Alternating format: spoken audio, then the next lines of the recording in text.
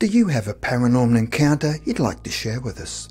Send us an email with your story for a chance of it being featured on Weird World. My childhood friend seems to have disappeared off the face of the earth.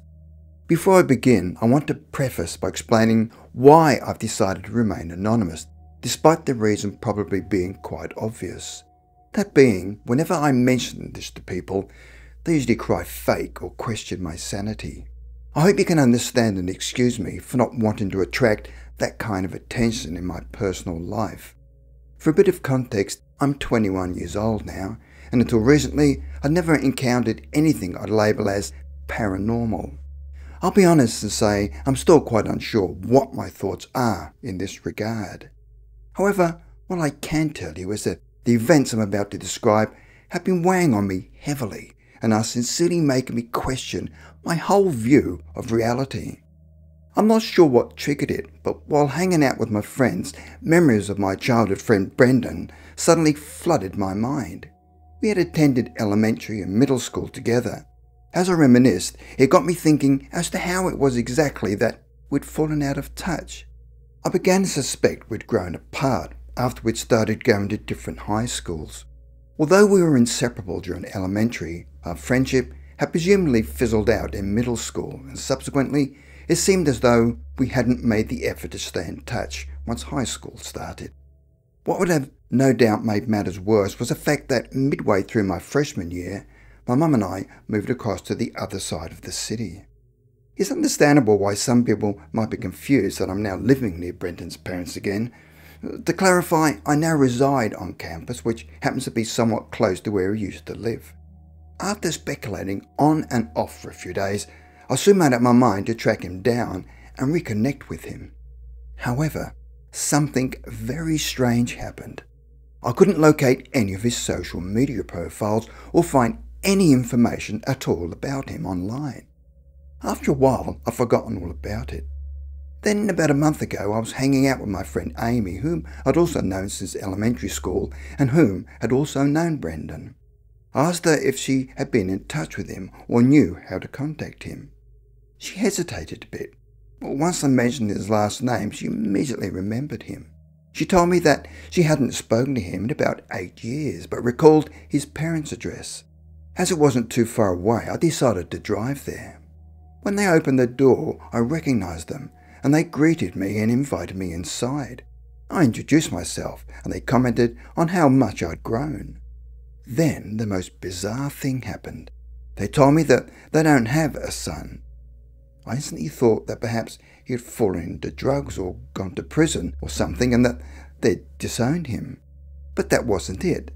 They kept insisting that they'd never had a son, only 2 daughters, whom I did faintly remember. Yet I had no doubt in my mind whatsoever that this was his family.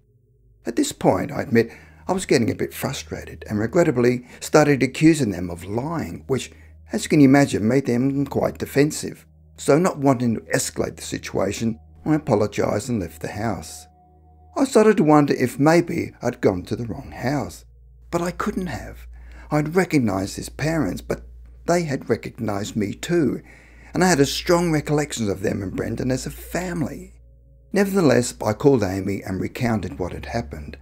I also made sure to ask her if she was certain that that was indeed their address, and she was. His parents do have a favourable opinion of me. However, they remember me as a friendly kid from the neighbourhood who occasionally babysat for them, not as Brendan's friend.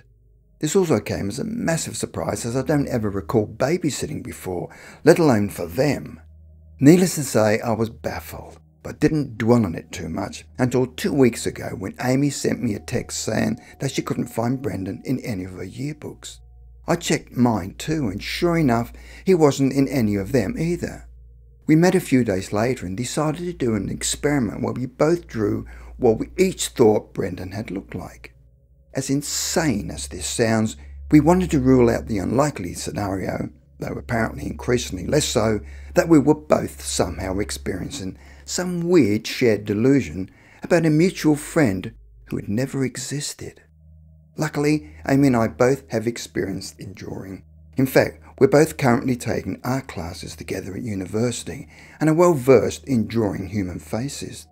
To our utter amazement, our drawings looked almost identical, from the way he parted his hair to the location of his 3 prominent facial moles.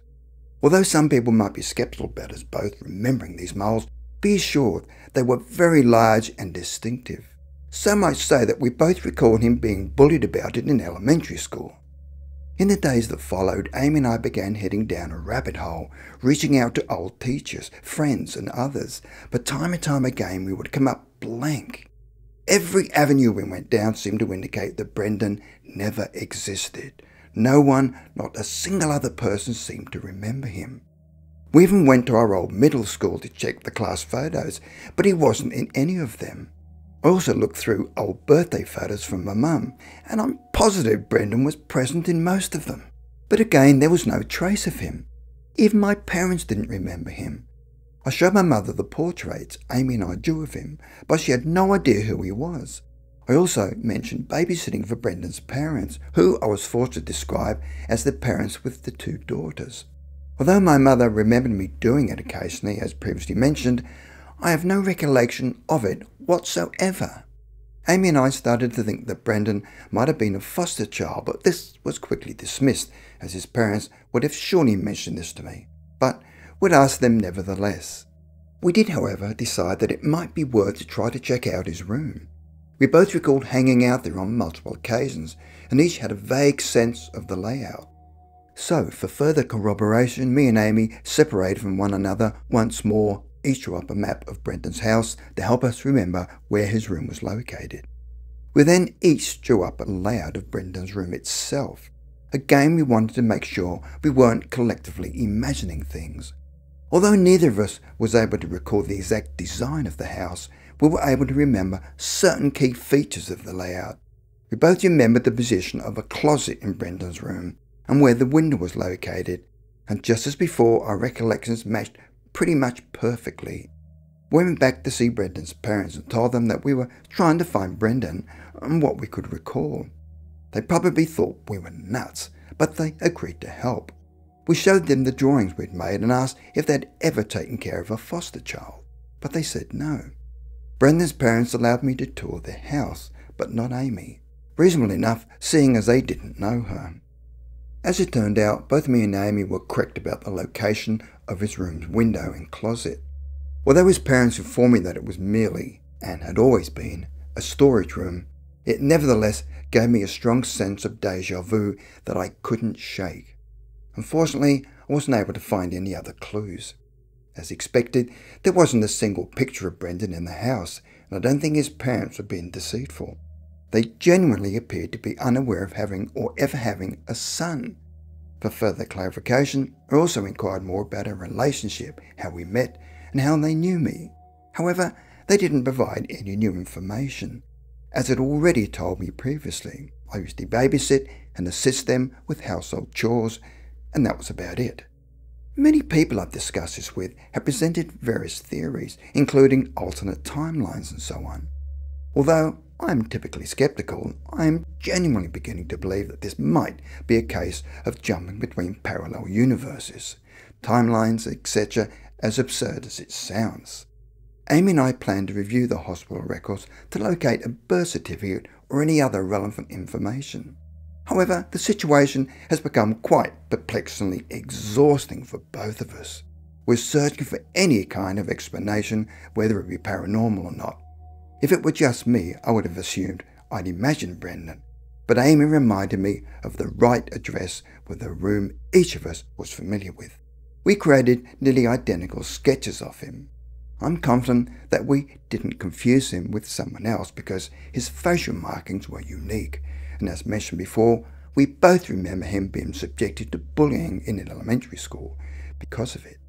At the end of the day, I really haven't the faintest clue what to believe.